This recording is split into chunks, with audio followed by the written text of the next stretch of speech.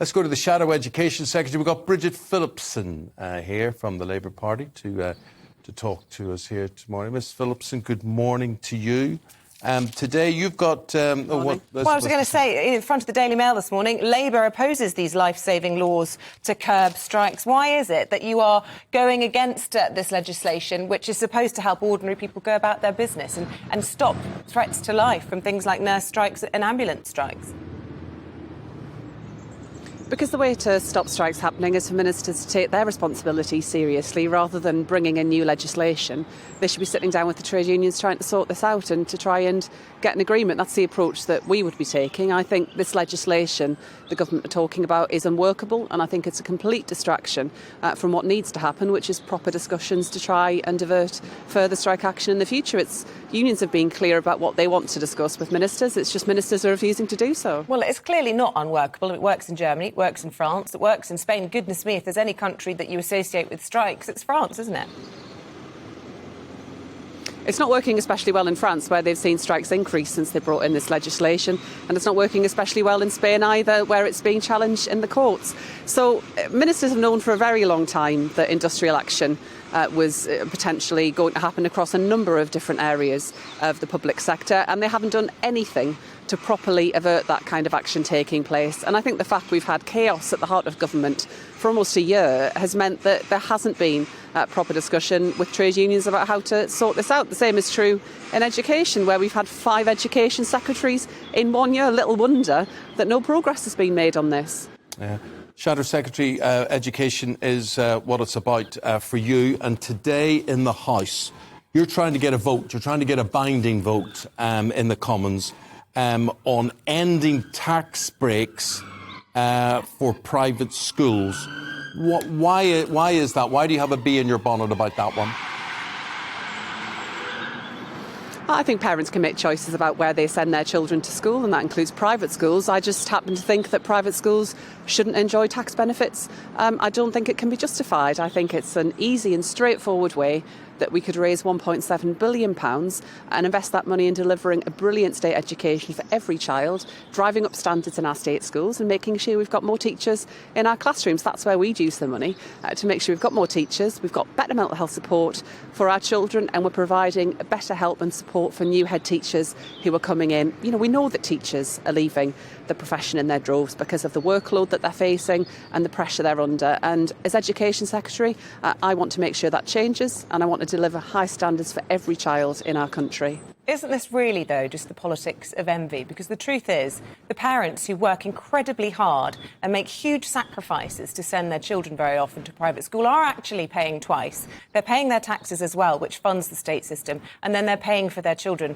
to get privately educated. You take away that tax break, many of these less expensive private schools will be forced to close. This is based not on my opinion, but on the statistics that have been done, which has found that this would put more stress on public services. A further 130,000 children would be forced into the state system, costing taxpayers £400 million a year, because the state would have to educate displaced pupils. Well, the figures that you're citing come from the independent schools lobby, so it's little wonder that they don't like our plans in this area. But I know that parents want the best for their children, and if they choose to send their children to private school, I'm not going to criticise individual parents for doing that. I just don't think it's right that private schools enjoy business rates relief, and I don't think it can be justified that the VAT reliefs that they enjoy and the tax breaks that they see. And this, for me, is about making sure that we are raising money to invest in our state schools. It just really sounds like class warfare. It really does. A lot of people will say they're given charitable status because at the end of the day, not only are private schools really good at reaching out to state schools in their area and allowing them to share their resources, but as we've said time and again, it takes that pressure off the state. And let's not deny the incredible contribution that private schools make to our sporting world, our Olympic athletes, our international sports teams. Would this not just have the effect of dumbing down rather than driving up standards? No, we drive up standards in our state schools, which is where the vast majority of children go after all. It's 93% of children in our country who go to state schools, so the vast majority of your viewers will be sending their children to state schools. That's the true right across the country, and I want to make sure that in those state schools we're driving up standards, and we do that. The evidence doesn't support that. If you look at the work from, say, the Institute for Fiscal Studies, they've been clear that even where we've seen big increases in fees at private schools, and we have seen considerable increases over the last decade in the fees that private schools charge, we haven't seen more children moving into the state sector. In fact, the numbers of children at private schools has remained broadly static. So I don't support the bogus numbers that the private schools lobby bandy about, and I think it's a shame that Conservative MPs continue to parrot them rather than standing up for the vast majority of children and families who use the state sector. I have no problem with parents who choose to send their children to private school. They want the best for their children. I want the best for all children right across our country, and that's my priority. Anything to say about what's going on in Scotland and the strikes there with teachers yesterday and today?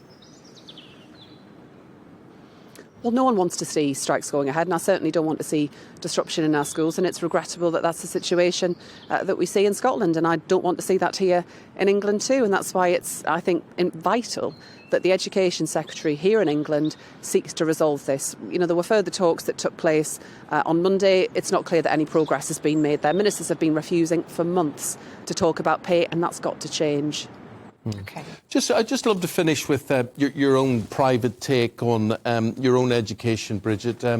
You grew up in the northeast, around the Sunderland areas, I understand it. You went to state schools, and you ended up, goodness me, you went to Oxford.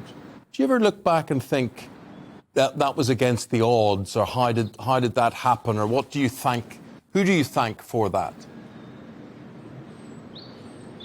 I know how fortunate I've been. I had an amazing education at brilliant state schools in Sunderland, and I've got my teachers to thank because they had, high hopes for us. They were really aspirational for us, and they pushed us to do our best. So I want to make sure that, I can take that experience and deliver a brilliant state education for every child in our country. We've got so many brilliant and talented children and young people right across our country that are held back by their circumstances. Yeah, well, look, no one can disagree with trying to improve standards across the board. Bridget Phillipson, Shadow Secretary of State for Education. Really interesting to get your take this morning, and that will be appearing before Parliament today, a little bit later on. Thank you.